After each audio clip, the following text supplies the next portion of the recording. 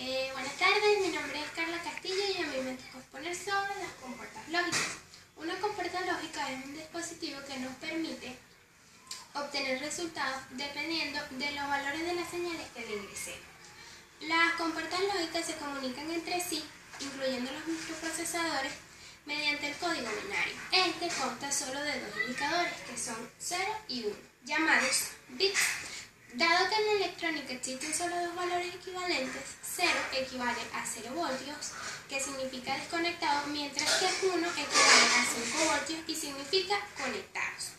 Es decir, que si conectamos una compuerta a un negativo le estamos enviando un 0 y por el contrario, si le damos una entrada a 5 voltios le estamos enviando un 1. Las compuertas lógicas son circuitos de conmutación integrados en un chip. Estos experimentan con relés o interruptores para saber las condiciones de cada compuerta. Tenemos varios tipos de compuertas. Tenemos la compuerta lógica buffer. Hace o cumple la función booleana de la igualdad. En la práctica se suelen utilizar como amplificadores de corriente para adaptar las impedancias. Esta es la fórmula de la compuerta lógica buffer y esta es su simbología. Como esta compuerta se trata de igualdad, mientras que la entrada sea 0, su salida será 0, y cuando la entrada sea 1, su salida sea 1. Por el contrario, la compuerta lógica NOT realiza la función booleana de negación, todo lo contrario a la buffer.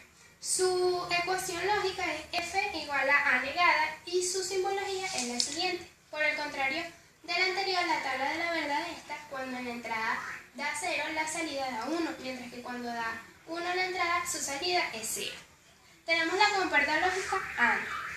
Esta realiza la función de producto lógico. Como su ecuación es la siguiente. Todo número multiplicado por 0 nos da 0. Por eso es que cuando tenemos estos tres casos, nuestra salida es 0, mientras que cuando ambas entradas es 1, nuestra salida será 1. Ahora tenemos la compuerta lógica NAND. Esta realiza la función de producto lógico negado, todo lo contrario a la anterior. Su ecuación es A por B negado es igual a negado más B negada. Su simbología es la siguiente y al contrario de la anterior, aquí, cuando tengamos un 0 en alguna de las entradas, nuestra salida será 1. Mientras que cuando tenemos en las dos entradas un 1, nuestra salida será 0. Luego tenemos la compuerta lógica OR. Esta se trata, su ecuación lógica es A más la operación lógica de suma, ¿verdad? Su simbología es la siguiente y su tabla de la verdad es esta. Cuando tenemos ambas entradas son 0, pues nos da 0. Basta tener un 1 en alguna de las entradas para que su salida sea 1. Tenemos la compuerta lógica NOR. Esta es lo contrario a la anterior. Es lo que se llama la suma negada. En esta, su ecuación es A más B negado es igual a A negada por B negada y su simbología es la siguiente.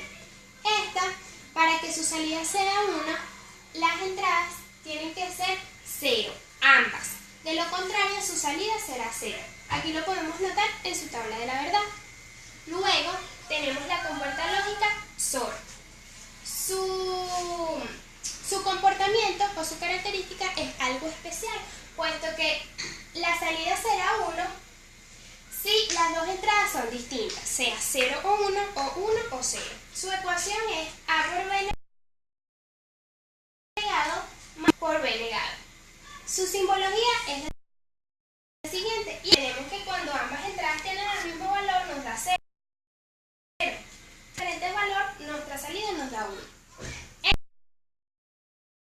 Esta es la tabla de las entradas y en este caso nuestra salida será 1 cuando la suma de los 1 en las entradas nos dé impar. Esto quiere decir Acá no tenemos ningún 1, nuestra salida será 0, que es un número impar y nos da 1. Aquí, como tenemos dos 1, es un número par, nuevamente vamos llenando nuestra tabla de la verdad. Luego, compuerta lógica XNOR.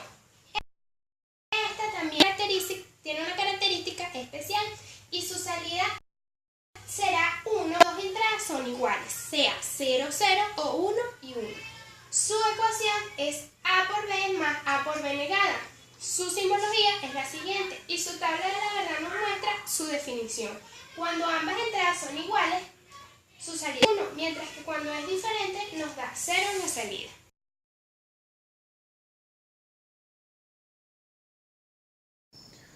Buenas, mi nombre es Neiderson Nelo y yo les voy a hablar un poco sobre la familia TTL. Los dispositivos lógicos se les clasifican o nombran familias. Dentro de las más importantes podemos mencionar la familia TTL y la familia CMOS.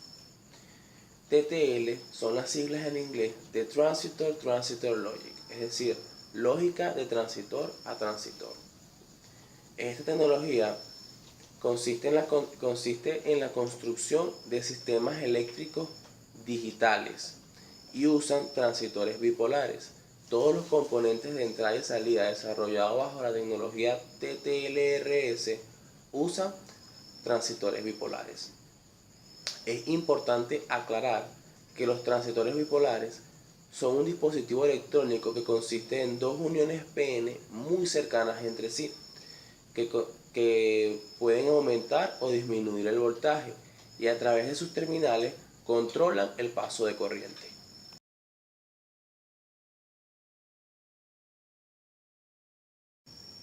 Dentro de las características de la familia TTL podemos mencionar que su tensión de alimentación está caracterizada entre los rangos de 4.75 voltios a 5.25 voltios. Sin embargo, TTL trabaja normalmente con 5 voltios. Sus niveles lógicos están definidos por el rango de 0.0 voltios a 0.8 voltios para el estado bajo y de 2.2 voltios a 5 voltios para el estado alto. Sus niveles de transmisión para los estados lógicos es su mejor base. Sin embargo, han aparecido diferentes versiones en el mercado, como los cuales son la FAST, la LS, la S y entre otras.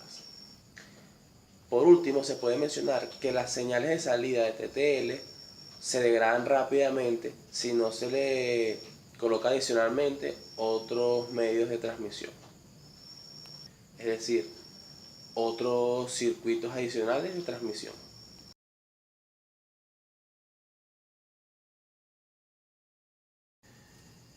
Es bueno también hablar sobre las familias de TTL, ya que a medida que pasa el tiempo la tecnología se está innovando y se generan nuevas versiones de TTL, buscando siempre mejorar a la anterior.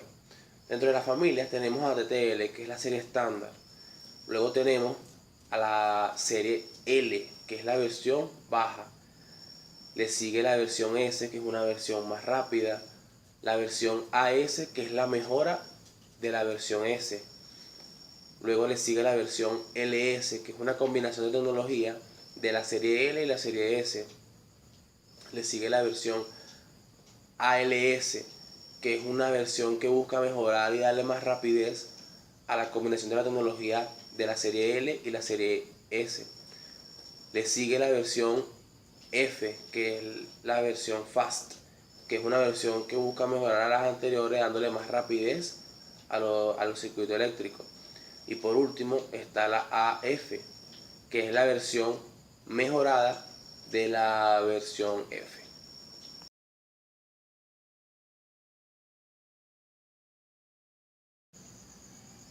Es importante cuando hablamos de la familia TTL nombrar su funcionamiento o sus etapas, que es una manera de explicar por etapas cómo funciona la serie TTL. En la primera etapa está la entrada por emisor, que es conectado a un transitor multiemisor en lugar de una matriz de diodos DTL. En su segunda etapa está el separador de fase, que está conectado un transitor a un emisor común, generando en su colector y emisor señales de contrafase. Y en la tercera etapa tenemos el driver, que es un conjunto de transistores conectados generando dos grupos. El primero está conectado el emisor y el separador de fase, generando así una drena de corriente y provocando el nivel bajo. Y en el segundo grupo está conectado al divisor de fase, generando así el nivel alto de corriente. Es importante mencionar que dependiendo de las diferentes versiones de TTL pueden variar en su proceso de etapas, principalmente en la salida, dependiendo si poseen buffer o no y si tienen un colector abierto. Además, también es importante mencionar que entre las distintas familias 74N, 74L y 74H varían mayormente y es más fuerte la variación, ya que cada una posee resistencias distintas y su polarización varía entre cada familia.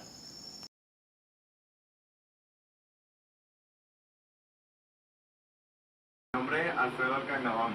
Te vengo a hablar sobre la familia de los CMOS. CMOS son semiconductores complementarios de óxido metálico. Es una de las familias lógicas empleadas en la fabricación de circuitos integrados. Su principal característica consiste en la utilización de conjuntos de transmisores de tipo PENMOS y NMOS. Los PENMOS funcionan moviendo los valores de electrones y los NMOS son tipos de semiconductores que se encargan negativamente de modo de los transmisores que se enciendan o se apaguen de los electrones.